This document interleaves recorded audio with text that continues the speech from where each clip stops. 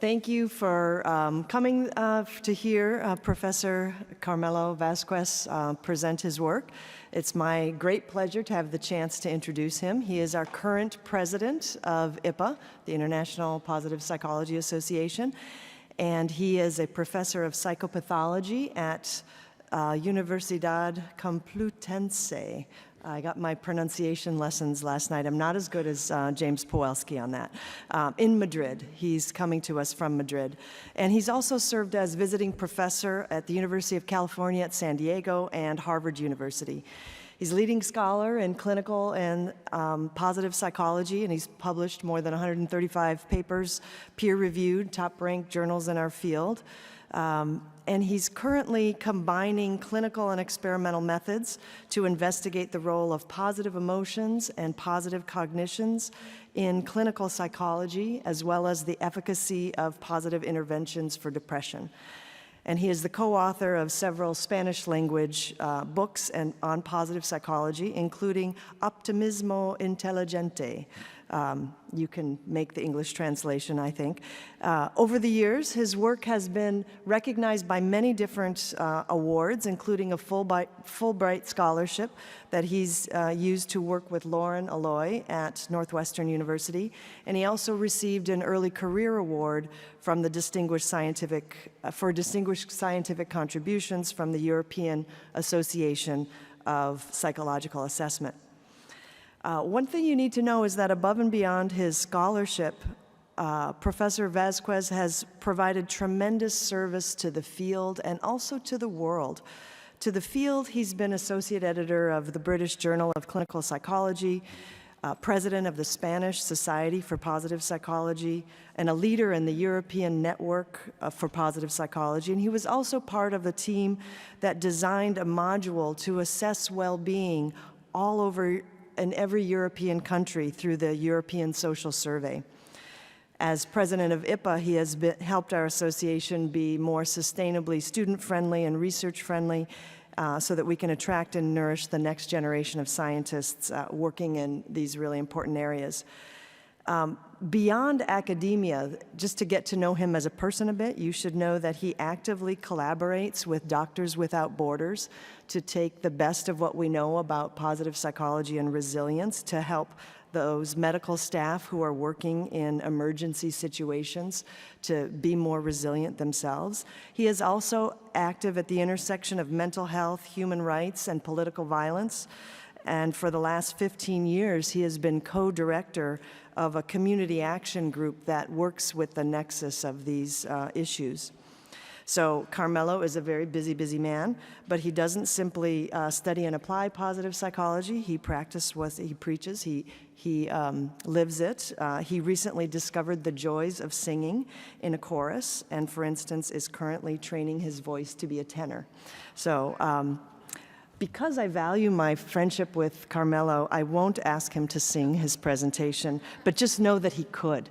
Okay, so his presentation is called Positive Psychology and Clinical Psychology, Emerging Promises and Translational Challenges.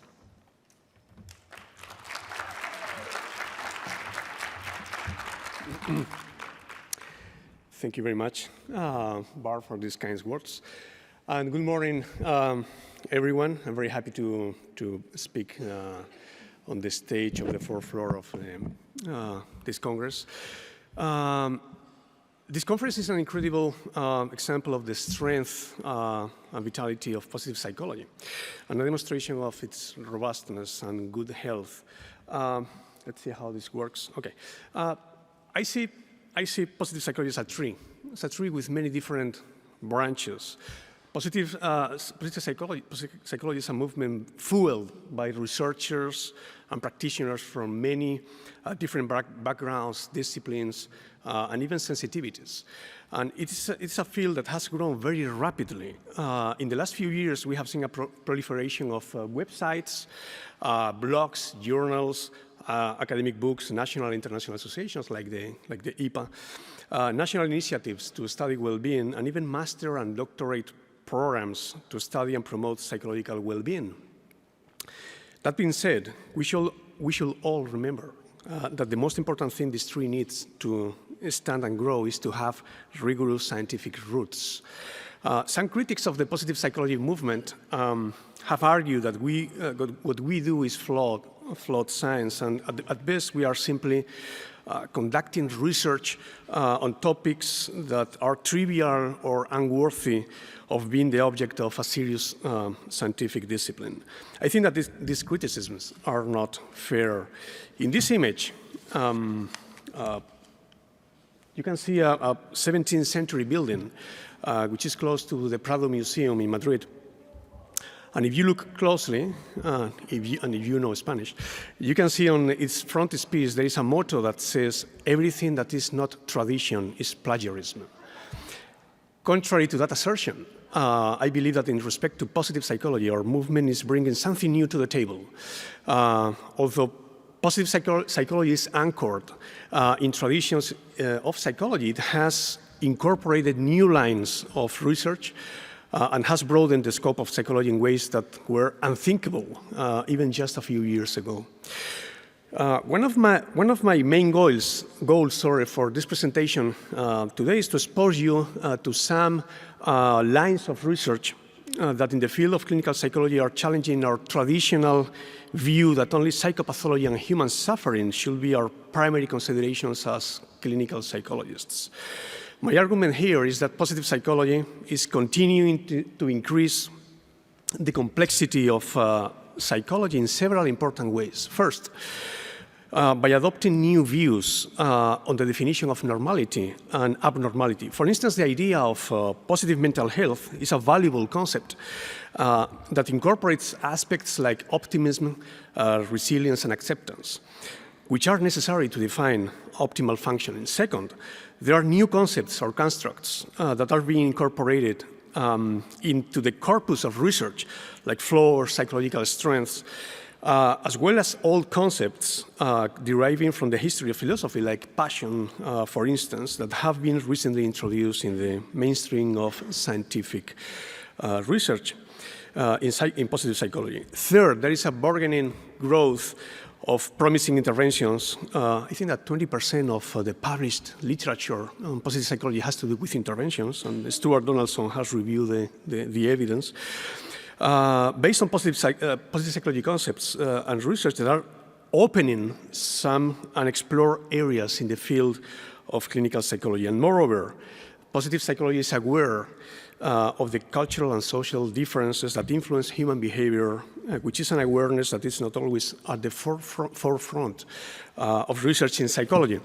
So I strongly believe that positive psychology is not a dissident of psychology, as it has sometimes been criticized, but instead is a significant contributor to the field, providing us with a new theoretical lens, macro and micro lens, to consider age-old questions, and at times a more pragmatic scientific approach to apply to the field of psychology at large.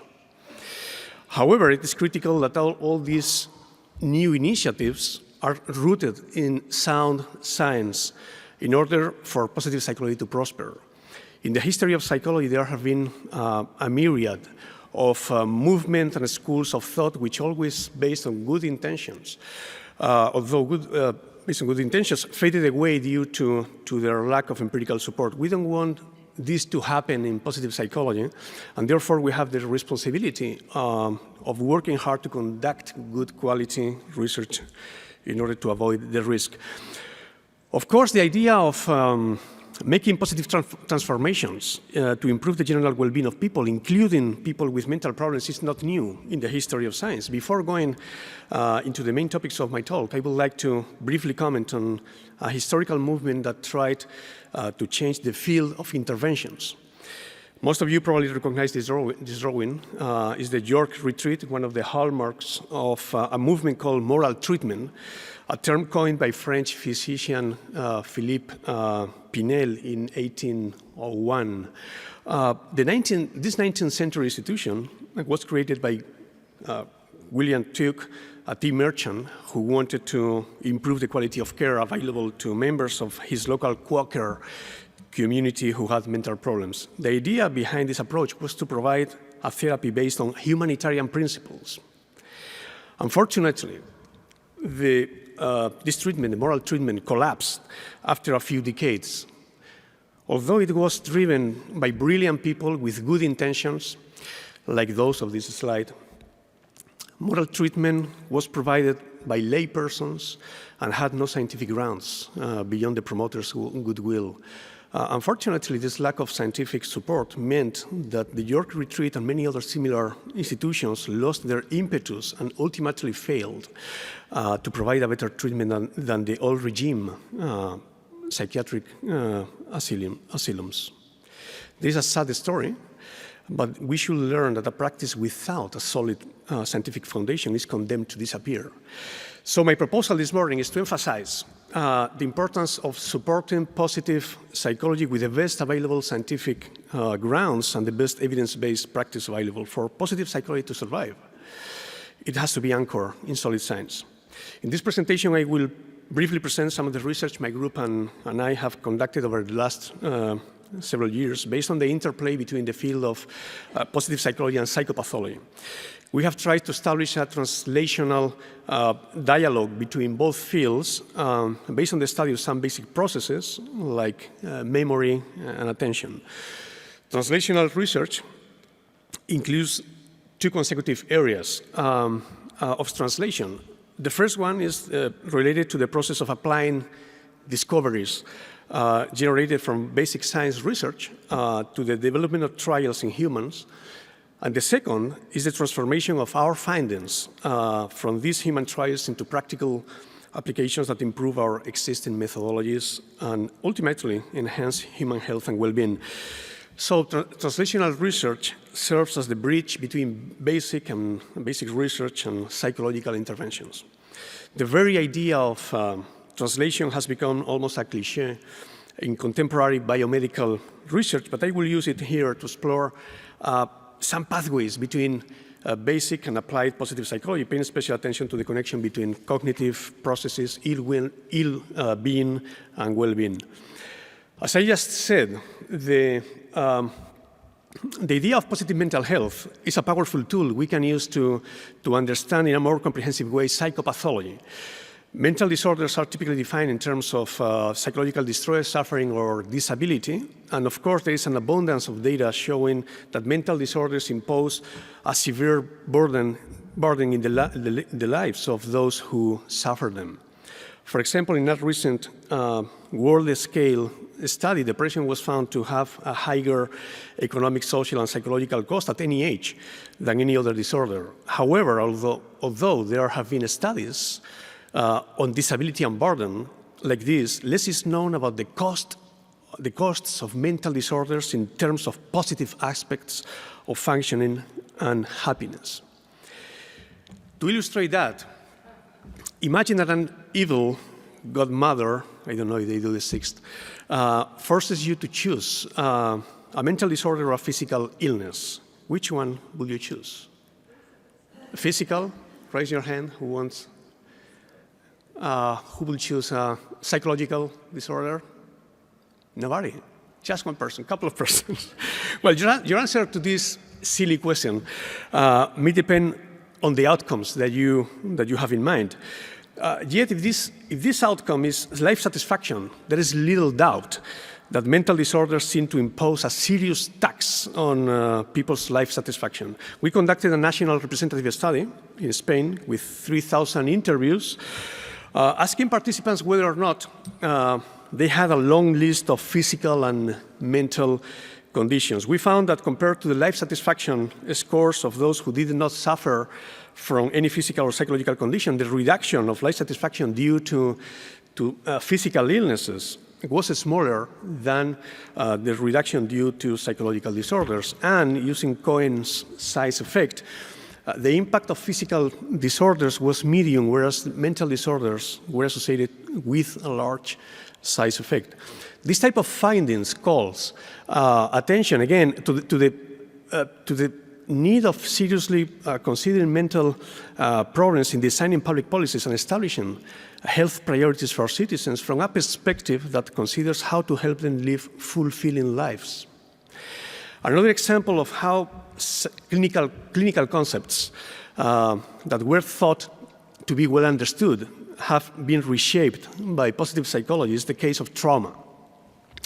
A common criticism of positive psychology is that the movement seems really sees reality through rose-colored glasses, ignoring the negative facets of human nature and the fact that humans suffer.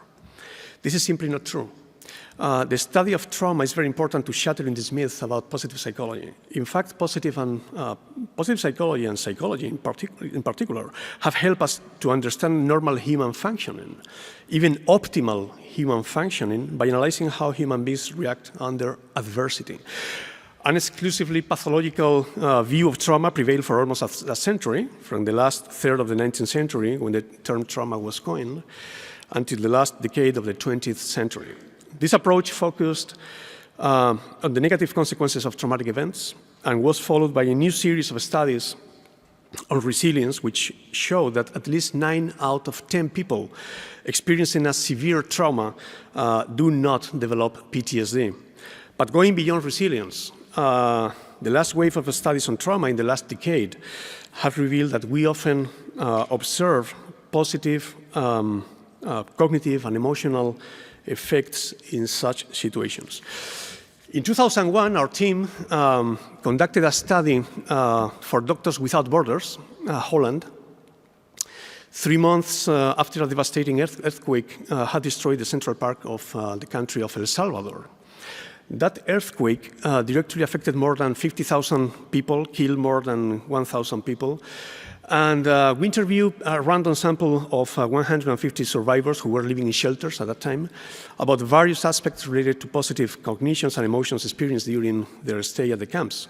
We found a consistent pattern of reactions and emotions.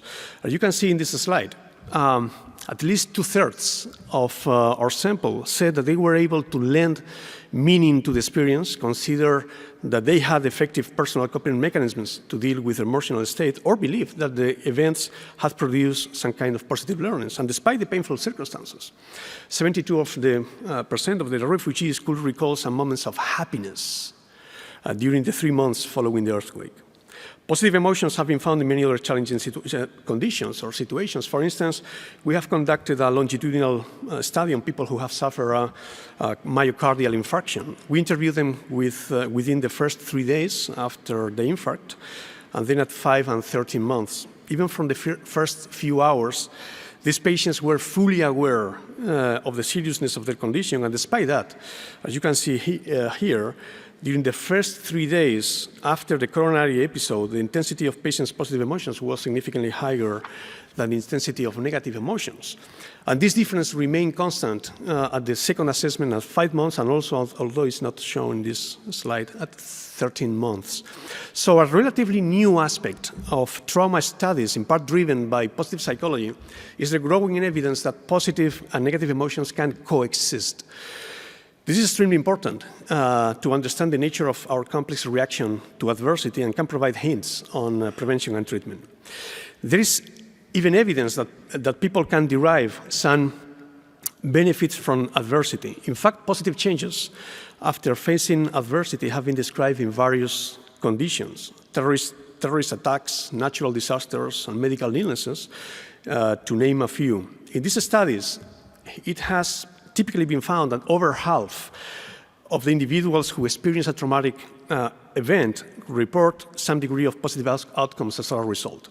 So there is evidence that positive emotions during the trauma or in its immediate aftermath may contribute to the generation of feelings of psychological growth or post-traumatic growth.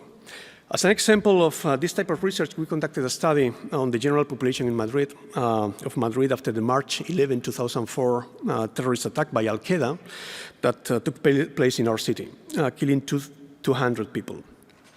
What we found was that besides stress-related symptoms, people also experience positive emotions such as pride, feelings of strength, solidarity, or national identity, which furthermore were predictive of perceiving some kind of benefits from the attack itself.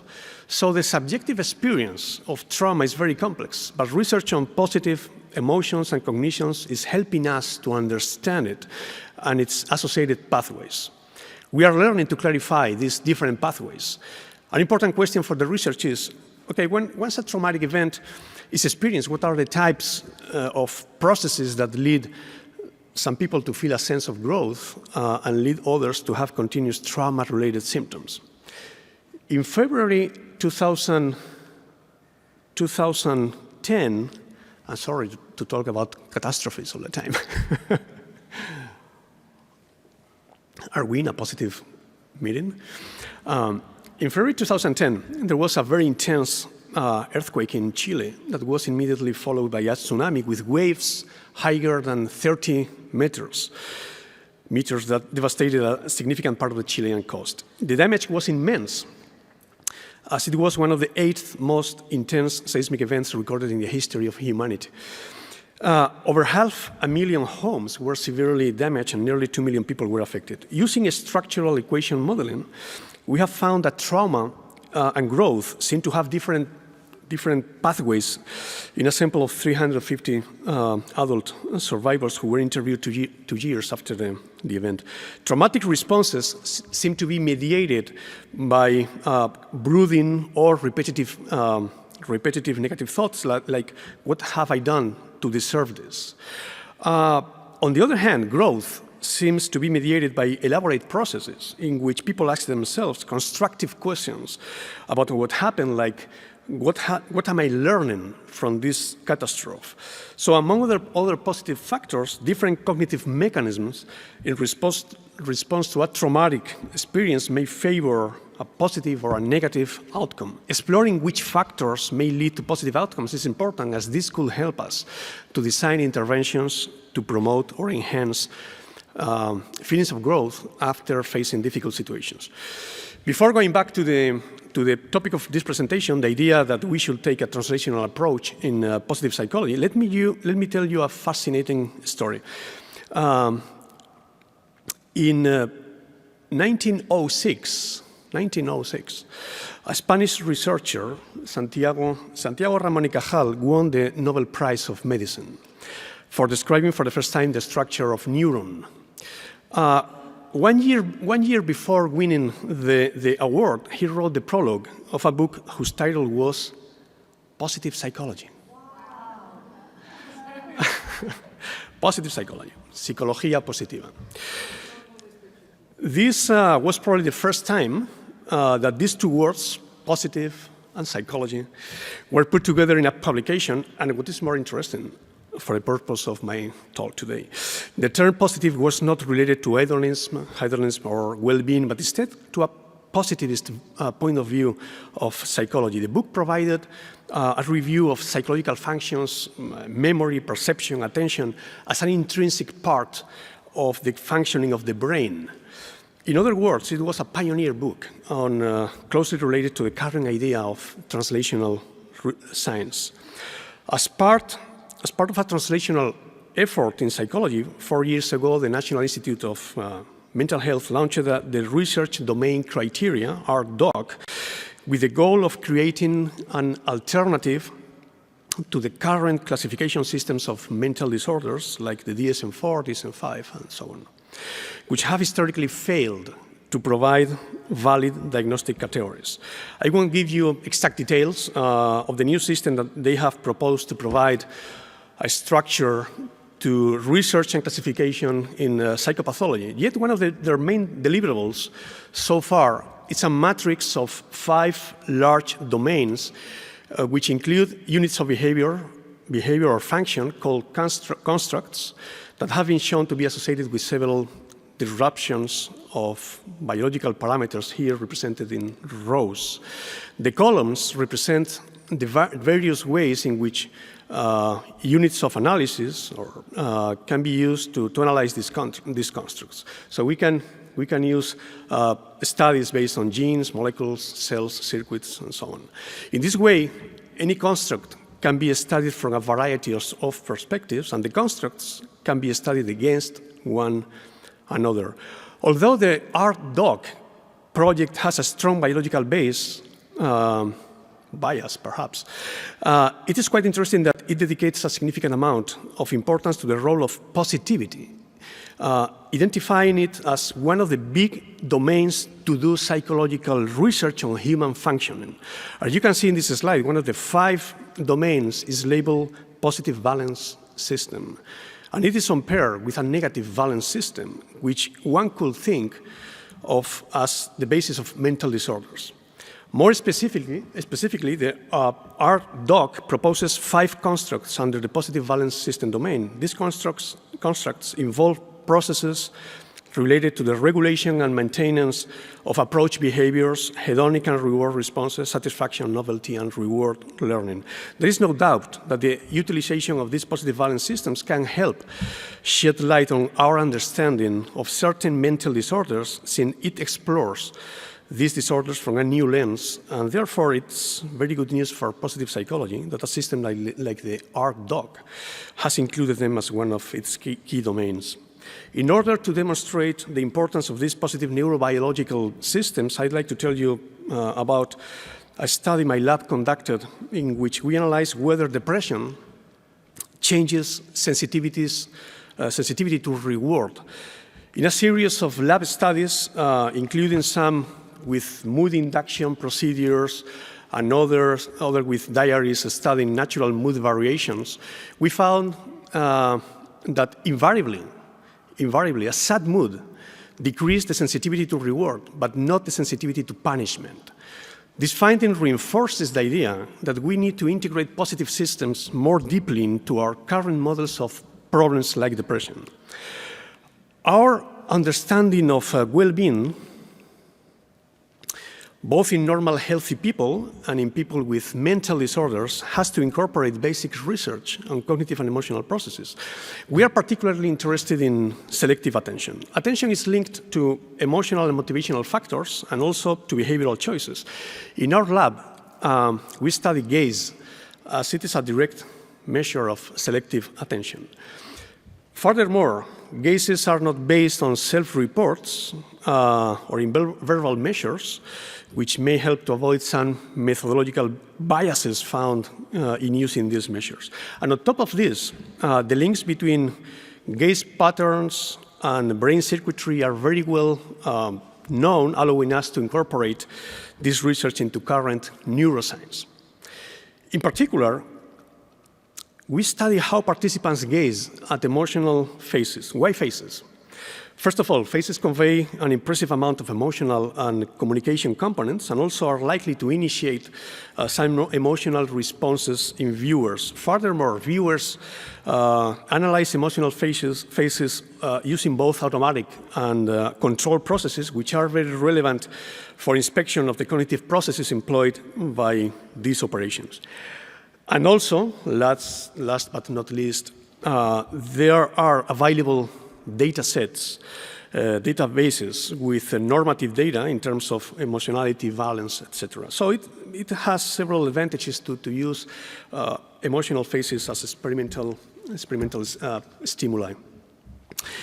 In one of the typical tasks we use, we present two competing images at the same time and simply ask participants to look freely at these faces for 4 or 5 seconds.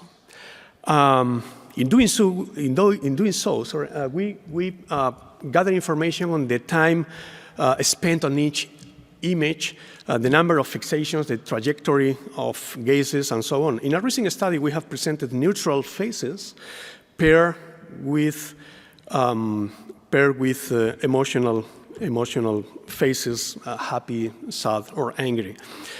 What we have found is that some key components of well-being are associated to the participants' gaze patterns. Life satisfaction and positive emotions are both positively associated to the number of fixations to the happy faces and negatively associated to the number of fixations to sad faces. However, when we run mediational analysis, only positive emotions are related to attentional biases to emotional information. This is quite interesting, since it has become a cliché to state that compared to positive emotions, life satisfaction covers an evaluative or more cognitive aspect of well-being. However, we should probably be more cautious with these types of statements because positive emotions studied in labs are more related to basic cognitive processes than life satisfaction is. What is interesting for clinical psychology is that the processing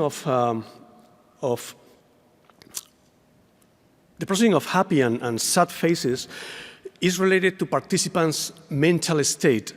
In the case of depression, we found that, as one could expect, patients with a major depressive disorder spend more time looking at sad faces than never depressed participants. However, at the same time, these depressed participants spend less time viewing happy faces compared with non-depressed healthy participants. Thus, depression seems to be characterized not only by the presence of a negative cognitive bias, but also by a parallel absence of a positive cognitive bias that characterize non-depressed healthy participants. Again, positivity plays a significant and independent role in the case of clinical disorders like depression, and this opens new ways to conceptualize clinical disorders like depression. Why are gaze patterns important? We believe that one of the consequences of these attentional patterns is that they may help to regulate our emotions. The way we lead our attention to emotional stimuli like this may contribute to how we manage our emotions. To assess that idea, we have run a series of studies inducing moods in our participants. In this particular study, I will show you, we induce a negative, positive, or neutral mood by using emotional images. After this induction, we measure participants' attention by using the pairs of faces task that I have just described. And after finishing this task, we measure again participants' mood.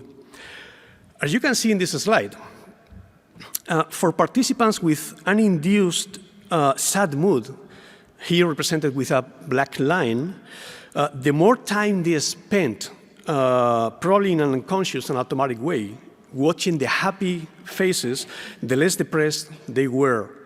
And the happier they felt after the attention task. So it is possible that attention is not only a byproduct of mood, but also help us to regulate our mood. This is a fascinating possibility. And there are some initial studies suggesting that this is the case. If this is true, it supports the idea that we can induce positive attentional biases, which in turn may have an effect on positive mood. We are currently conducting a number of studies to test whether a positive training of attention may help depressed participants improve their mood. Another important area of cognitive functioning is memory. Research on memory has also revealed important aspects of positive human functioning. Many years ago, in 1992, we published a meta-analysis on mood and memory. We included all the experimental studies that up to that date had been published in the literature on relations between depression and memory for emotional information. The meta-analysis showed that depressed people recall about 15% more negative information than positive information. However, healthy control participants have a similar bias in magnitude, but in the opposite direction. They recall about 15% more positive than negative information. This finding clearly shows that abnormality is not only a problem related to poor functioning, but also a problem related to a deficit in optimal or positive functioning. The distance between normality and abnormality is larger than we previously thought. And this is directly connected to the concept of positive mental health. This finding on memory and mood convinced me in those early years that we were missing something important. Negative cognitions and negative emotions did not solely suffice to account for what happens in the heads of people with depression. We began to be aware of the need to consider deficits in positivity. So it could be possible that a therapeutic goal is not only to reduce negative memory biases, but to foster the same time of positive biases that one has when he or she is in a good mood. This opens, in fact, the possibility of being more ambitious in terms of therapeutic goals. In fact, what depressed people want when asked is not to reduce symptoms, but to feel positive emotions, function well, and be more optimistic and have a fulfilling life. We have to give an answer to those demands, and positive psychology must play a key role in the fulfillment of those demands. Following the line of this line of memory research, there has been an increase in the number of studies on autobiographical memory in the past years. In a recent study, we asked depressed participants simply to write the 5 more important events that have happened in their lives in the last 2 years, with no further recall instruction. As expected, as you can see, oh, sorry, I missed to add the text.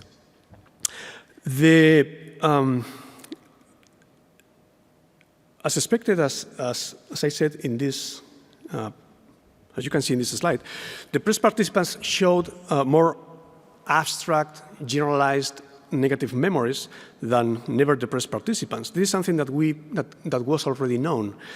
But the most interesting part of the findings was that depressed participants had particular difficulties to recall specific positive memories. Again, this result supports the idea of the convenience of separating positive and negative aspects of functioning, as this can enhance our understanding of psychopathology and perhaps may even lead to the development of new therapeutic treatments. Positive psychology is adding some unexpected complexities to the status quo of psychology, and we still might add some more drops of complexity. This was a famous tagline of Wendy's Burger Company, maybe some of you can remember that, in the mid-'80s in the US, and was incorporated in the American pop culture. We might replace this question, where is the beef, with where is the body? Most of our current models of psychology are based on the interrelations between affect, behavior, and cognition. Yet, the body, thus far, has been given little attention, despite research that has shown that our cognition is deeply tangled with aspects of our body, our motor activity, and even our posture. What it is known as embodied cognition is about how cognition, and perhaps emotion, is influenced by the kind of perceiving, acting organism we are. The basic idea of this approach is that thoughts, feelings, and behaviors are all grounded in bodily interactions with the environment. I will try to briefly illustrate that embodiment may open another new window for positive psychology and for positive clinical psychology in particular. You are all, this was the missing circle, the body. You're probably familiar with this scientific illustration known as the March of Progress. It is a simplified presentation of 25 million years of human evolution and depicts our evolutionary ancestors line up as if marching in a parade from left to right, to which we may add some other characters, like that one. When we think of a line of progress or a timeline, we typically represent it as moving from the left to the right, not to the right to the left.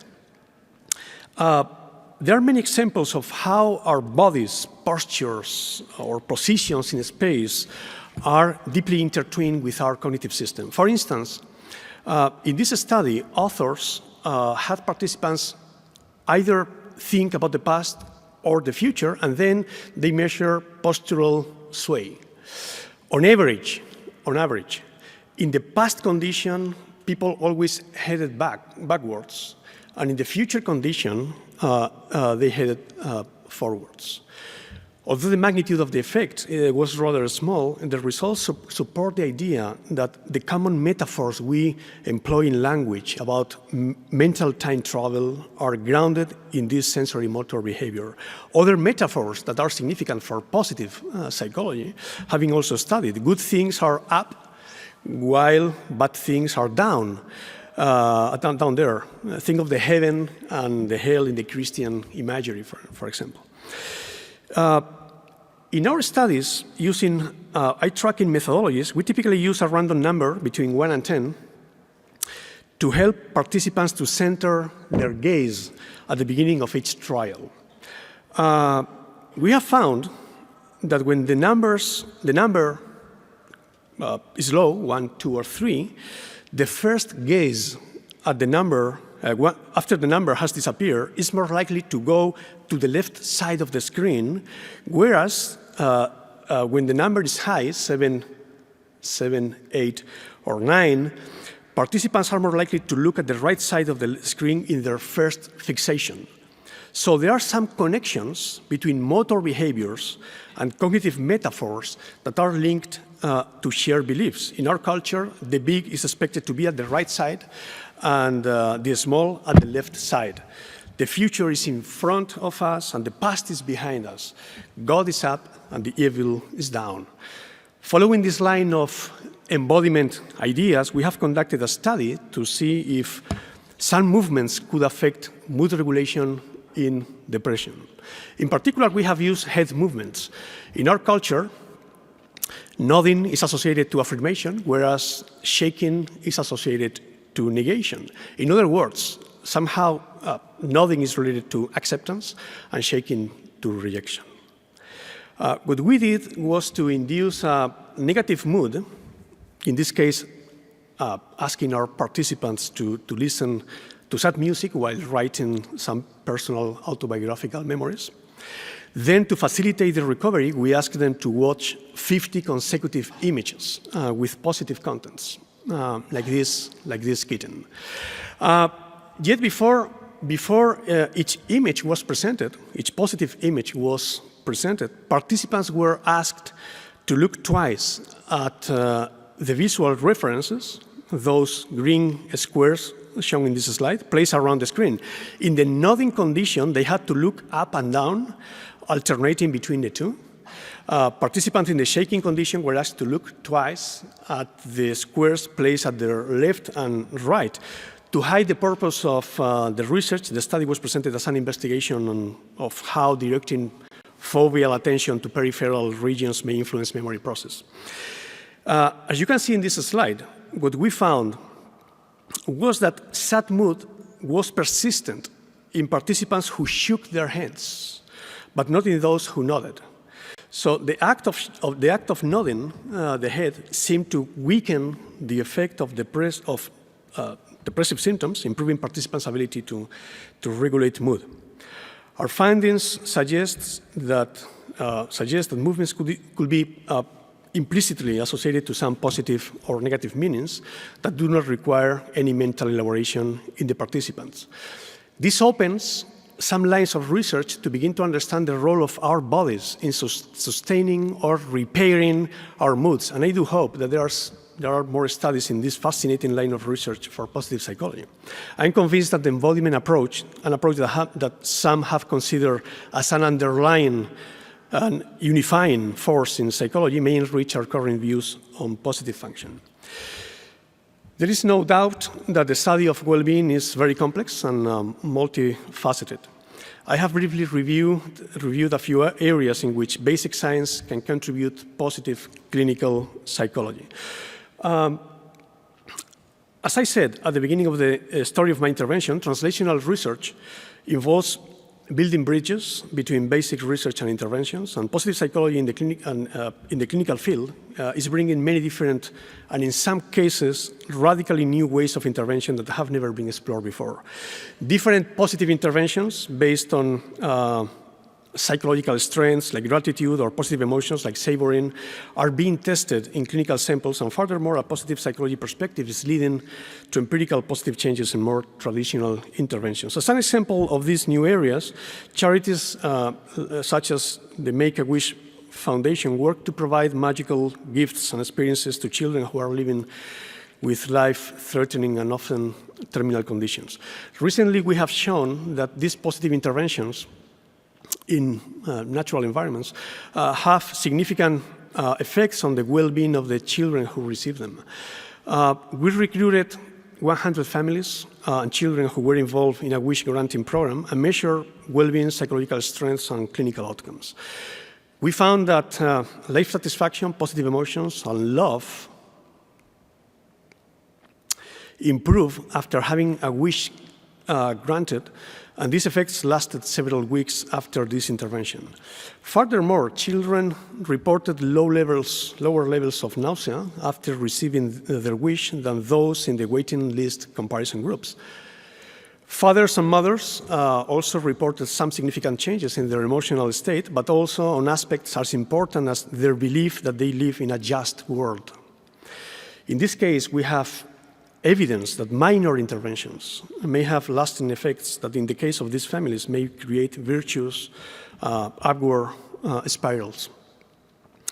We have also conducted a clinical trial with almost 100 clinically depressed participants, comparing a standard 10-session cognitive behavioral therapy to a positive intervention with the same duration, combining both hedonic and eudaimonic components. Basically, what we found is that a positive intervention is at least, this is the intervention I won't give you further details on that. We found that a positive intervention is at least as efficacious as CBT, cognitive behavioral therapy, to promote clinically significant changes, both in terms of depression symptoms in this case, and also in terms of optimism and well-being. The results of this positive psychology intervention are good news, as we need research comparing positive interventions with different well-established therapeutic modalities. I'm sure that it will be a fruitful field of expansion in the future of positive psychology. So I'm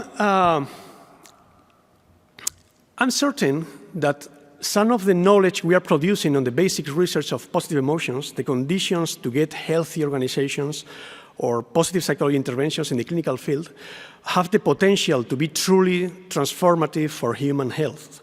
Positive psychology has brought new ways to tackle the understanding of human functioning. Rather than simplifying the comprehension of how we work, positive psychology has opened new constructs to be incorporated in more complex models. As in the field of medicine, we have to make efforts to increase the intersection between basic and clinical researchers and practitioners, even though translational science is not the only way to contribute to a better discipline. The need for a robust bidirectional information flow between basic and translational scientists has never been so necessary. There is no doubt that the advancements in how the positive valence system works, or the research on basic cognitive and emotional processing of positive valence information, or on attachment and social bonding, among others, offer unprecedented prospects for advancing knowledge of human positive functioning in a translational context. We have nothing but complexity in our hands. So we need to avoid oversimplifications and taglines when talking about positive psychology. A science is not built with mottos or slogans.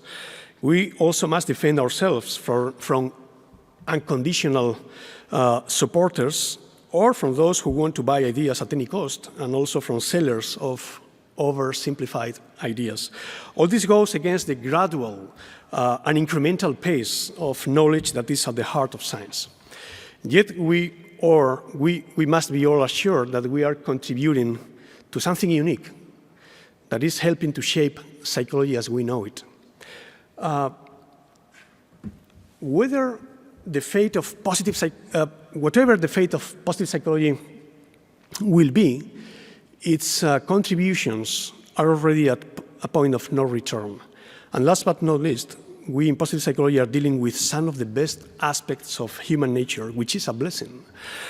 We are so fortunate to deal with topics like goodness, beauty, and strengths. It is said that a businessman who was skeptical about spending money on useless beauty approached the French writer Stendhal and asked him the following question. What's the Vatican Dome used for? To which Stendhal answered, for touching the human heart. If only to be in touch with the best of human beings, I think it's worth doing research in positive psychology. Thank you.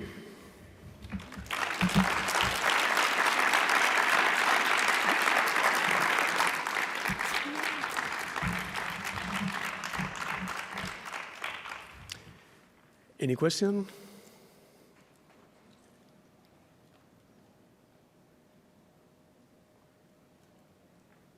Thank you very much for your talk.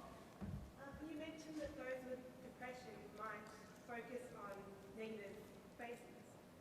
As a clinical psychologist, I feel I'm drawn to negative faces too and negative aspects of experience. And I wonder if people high on compassion might also have a similar bias towards the negative, even if they're not depressed. Well, a couple of things on that. I think that in general, what we have found in some of the research is that despite some beliefs in terms of the processing of how we process emotional information, we all, whether they are depressed or not,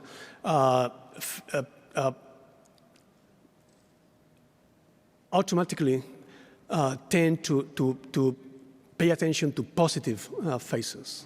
Okay, so our initial fixation goes, whether you are depressed or not, to happy faces.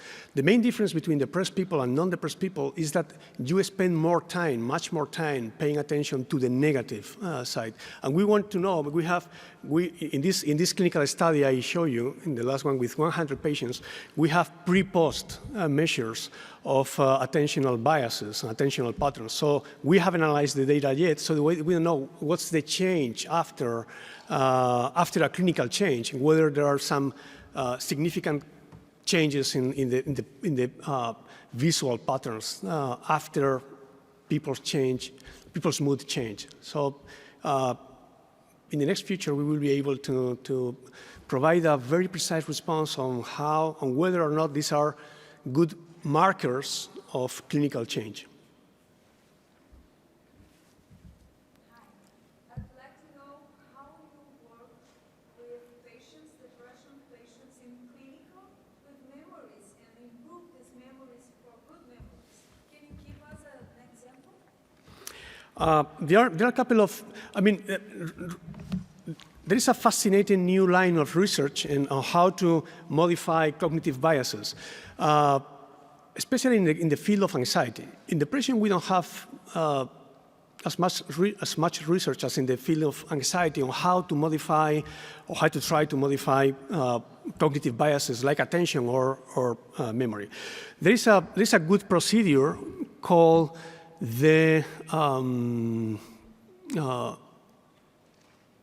Revisep. I don't know what it stands for. Revisep. Revisep is the procedure in which consists of a 4-day or 4-session program to revise your memories, your autobiographical memories, paying attention to specific positive memories. So it takes 4 sessions in which in different stages of your life, from your childhood to your adulthood, you try to bring specific memories from your memory and trying to provide details. So the idea is that if you train people to be more specific, that's the key issue, about what happened in their lives, that could help to improve mood. One of the problems of people with depression is that they have very vague general memories. When you ask people, okay, how has been your life? They will reply, oh, it has been a nightmare, a general broad memory. No, but give me details. That's what a clinician do. Give me some specific details. So we have ways to train memory, trying to put people in that specific direction, both for negative memories and for positive memories. But there is a specific program which is focused on training positive specific memories, which has proved to be helpful for people with depression. Okay, I think that we are ready for well-deserved rest. Thank you very much for your attention.